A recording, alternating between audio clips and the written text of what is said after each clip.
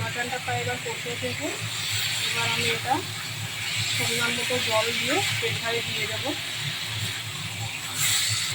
এই মাটনটা আমার আগে থেকে টক দই, হলুদ, লঙ্কার গুঁড়ো, আদা রসুন বাটা, কাঁচা সর্ষের তেল দিয়ে ম্যারিনেট করে আমি রেখে দিয়েছিলাম ফ্রিজে।